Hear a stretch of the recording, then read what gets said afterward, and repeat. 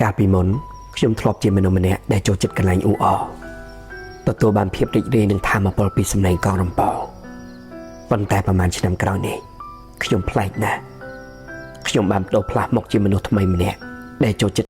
អ្នកក្រគេស៊ីចឹងឯងស៊ីមួយអត់ទេហើយបួងយើឲ្យដែរបានស៊ីមួយមើលអ្នកមានអាណាគេស៊ីចឹងមួយតាមមួយមកអើហើយដើរមើលអ្នកមានណាគេស៊ីដល់ឯងចឹងមួយមកបងសូមវិធីសម្បកខ្លាញ់ក្បាលពូលឿនបងហើយអាចចាំបាច់មានไปហាត់ប្រាណតមហាអីណាបងសូមបាយបាក់ស្រក់លឿនបងនេះតែតើអ្នកនេះយកមកចែកម្លែករូបមន្តសម្រាប់ខ្លាញ់ក្បាលពូលឿនឲ្យមិនចាំបាច់មានไปហាត់ប្រាណញ៉ាំតែ4-5ថ្ងៃណាតើអ្នកនេះស្អាខ្លួនស្រួលខ្លួនប្លែកជាពិសេសគឺខ្លាញ់ក្បាលពូនឹងមកតើបងប្អូនចង់ស្រាប់ប្រហែលគីឡូដែរអាចខមមិន2គីឡូឲ្យចង់ស្រាប់នៅក្រៅវីដេអូមកខ្ញុំនឹងប្រាប់ពេលវេលាញ៉ាំអ្នកជោគជ័យគេនិយាយថាចែដួលងើបដួលត្រង់ណាងើបត្រង់នឹងទៅហើយបើបរាជ័យចាត់ទុកវាជាបទពិសោធន៍ទៅអានឹងសម្រាប់ការដើរទោះតែខ្ញុំអត់ជោគជ័យតែដើរដួលខ្ញុំត្រូវតែងើបហើយតែអារឿងរស់ស៊ីវាខុសគ្នាតែដួលគឺដួលហើយតមកតែងើបបានវិញមិនមែនស្រួលទេណាអារឿងរស់ស៊ីខាតនេះមួយអ្នកមានលុយមានអ្នកចាំជ្រុំជ្រែងគេអាចចាត់ទុកថាជាបទពិសោធន៍តែសម្រាប់ខ្ញុំរាល់ថ្ងៃនេះគ្មានដើមទុនសម្រាប់ខាតទេហើយក៏គ្មានអ្នកជ្រុំជ្រែងពីក្រោយដែរតែខាតគឺខាតតែដួលគឺដួលហើយមិនមែនចេះតែដូចគេថាដួលងើបបានស្រួលទេពេលគេជោគជ័យគេចង់និយាយអីក៏បានដែរតែសុំកុំប្រមាថមើលងាយអ្នកក្រត់ធ្វើជាមនុស្សស្រីពិតជាលំបាកជាងមនុស្សប្រុសឬតាមពិតមនុស្សស្រីពិតជាលំបាកណាស់អ្នកមើលពេលវេលាជារបស់កូនខ្លួនប្រាណជារបស់ស្វាមីបេះដូងជារបស់ឪពុកម្ដាយមានតែស្នាមជ្រួញទេទើបជារបស់ខ្លួនឯងមានជីវិតណាដែលស្រួលរហូតអត់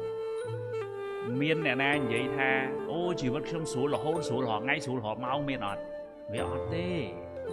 អញ្ចឹងពេលខ្លះជីវិតវាមានការលំបាកខ្លះវាមានការស្រួលខ្លះមែនទេរៀនរស់នៅជាមួយការពិតប្រឹងប្រែងឲ្យអស់ពីលទ្ធភាពប៉ុន្តែជីវិតវាមិនមែនស្រួលពេកទេជីវិតវាមិនមែនស្រួលរហូតទេជីវិតវាមានការលំបាកដែរមែនទេប៉ុន្តែយើងត្រូវតែប្រឹងប្រែងទៅមុខជីវិតវាអត់ស្រួលទេតែយើងគ្មានជំរឿសអីក្រៅតែពីទៅមុខទេអញ្ចឹងកុំបាក់ទឹកចិត្តកុំឯងចាញ់មកបងប្អូនណា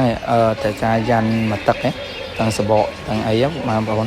មាន4គ្រាប់យ៉ាន់នៅស្អាតទាំងអស់អត់ពិតបាក់តែសបកវាអត់មកគ្រាប់ខាងនេះខាងស្ដាំខាងត្រង់គេថាមនុស្សស្រីវល់ចក្រានអត់ចុំណាពាក្យហ្នឹងគឺអត់ខុសទេបើសិនជាខ្ញុំតម្លាក់ការងារនឹងចោលខ្ញុំពិតជាធ្វើអីបានច្រើនខ្លាំងមែនតើតែខ្ញុំគឺអត់ដាច់ចិត្តសោះហ្មងនៅតែចង់ធ្វើម្ហូបឲ្យប្តីញ៉ាំហើយនៅតែចង់មើលកូនផ្ទាល់ដៃខ្ញុំមានការងារជាច្រើនដែលរងចាំខ្ញុំឲ្យធ្វើតែខ្ញុំយកពេលសឹងតែពាក់កណ្ដាលរបស់ខ្ញុំមកធ្វើការងារផ្ទះខ្ញុំពិតជាអត់សង្ឃឹមថាខ្ញុំបហោហៀលឹះលុបអីលឹះគេលឹះឯងទេអ្នកទាំងអស់គ្នាខ្ញុំគ្រាន់តែចង់ឲ្យគ្រួសារខ្ញុំគឺនៅបែបហ្នឹងរហូតនៅតែអាចមើលថែគ្នានៅតែស្រឡាញ់គ្នាថ្ងៃគឺខ្ញុំដឹងខ្លួនឯងថាខ្ញុំក៏មិនមែនជាមនុស្សមួយដែលល្អឥតខ្ចោះដែរប៉ុន្តែគ្រាន់តែខ្ញុំដឹងខ្លួនឯងច្បាស់ថាខ្ញុំជាមនុស្សមួយដែលខ្ញុំអត់បំពេញអ្នកណាខ្សែលើអ្នកណាឬក៏រាប់អានអ្នកណាឃើញតែផលប្រយោជន៍ដែរថ្ងៃខ្ញុំគឺជាមនុស្សមួយដែលខ្ញុំចូលចិត្តរស់នៅបែបជាខ្លួនឯងពេលឃ្លានខ្ញុំធ្វើម្ហូបញ៉ាំខ្លួនឯងពេលឈឺខ្ញុំទៅពេទ្យខ្លួនឯងពេលឯកោអបសុខខ្ញុំអានសភៅមើលទូរទស្សន៍កំដរខ្លួនឯងពេលបរាជ័យពេលអស់សង្ឃឹមខ្ញុំជំនះរឿងហ្នឹងតែម្នាក់ឯងរឿងទាំងអស់ខ្ញុំអាចធ្វើបានតែម្នាក់ឯងអញ្ចឹងបងឯងថាមើលរឿងអីខ្ញុំទៅទទួលយក